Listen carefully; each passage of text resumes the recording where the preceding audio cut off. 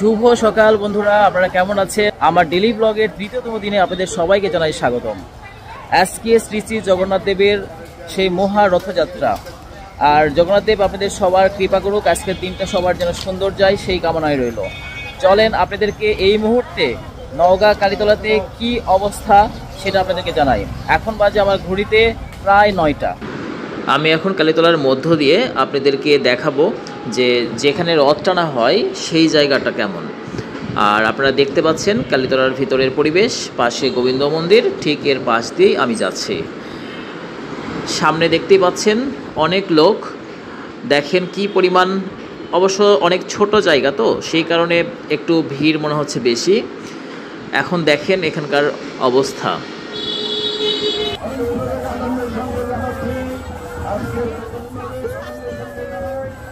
জগন্নাথ জয় জগন্নাথ জয় জগন্নাথ। নওগাঁ বুড়ামা কালীতলা স্বর্ণিত হয়ে উঠেছে। নওগাঁ বুড়ামা কালীতলা সঙ্গে সঙ্গে বাংলাদেশ সরকারের মাননীয় খাদ্যমন্ত্রী যোগদান করাতে আমাদের আনন্দ আরো বর্ধিত হয়েছে।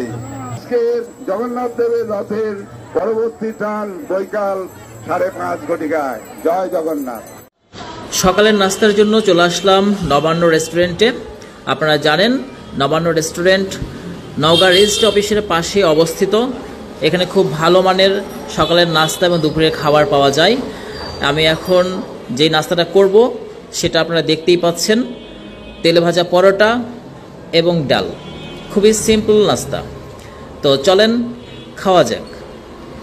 তো সকালে কালীতলা থেকে রোড ট্রেনে আমি চলে আসছি নবান্ন হোটেলে নাস্তা করার জন্য। তারপর এখান থেকে যাব হচ্ছে একাডেমিতে। তো দেখতে থাকেন আজকের এই ছোট ব্লগটি, এবং পরবর্তীতে আপনাদের সঙ্গে আরো কথা হচ্ছে। আমার নাস্তা চলে আসছে পরোটা আর ডাল। আজকে আমি সকাল সকাল পরোটা এবং ডাল দিয়ে নাস্তা করব। তো আমি চলে আসলাম একাডেমিতে, এখন আমি ক্লাসে ঢুকবো। পরবর্তী রিলসে আপনাদের সঙ্গে আবার কথা হচ্ছে। গুড আফটারনুন বন্ধুরা, আপনারা কেমন আছেন?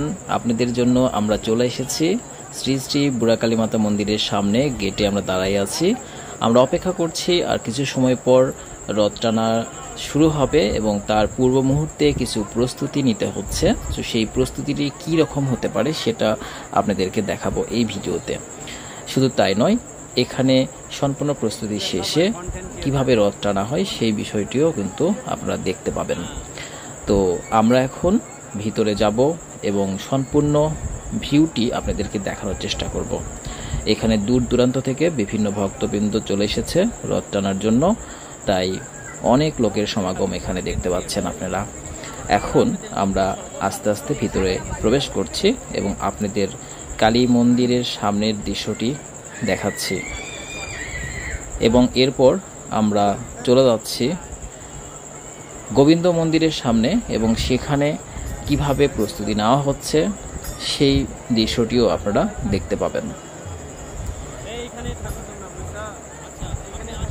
রাজশাহী বিভাগের অন্তর্ভুক্ত কালীতলা নওগাঁ জেলায় এই কালী মন্দিরটি একটি জাগ্রত মন্দির, যেখানে প্রতি বছরের নাই এইবারও সুন্দরভাবে শান্তিপূর্ণ পরিবেশে সবাই একত্রিত হয়েছে এবং এই রথযাত্রায় সবাই একটা উৎসব মুখর পরিবেশে এখানে রথ টানার জন্য এসেছে।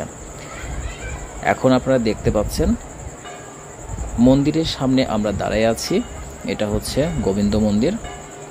এখানে আমার পরিচিত অপরিচিত সব মানুষই সামনে আমরা দেখতে পাচ্ছি। বর্তমানে আমি এখন কালীতলার মধ্যে অবস্থান করতেছি এবং আপনাদেরকে দেখাবো, একটু পরে সরাসরি সম্প্রচার করব এখানকার রথযাত্রার উৎসবটি। আপনার সঙ্গে থাকবেন।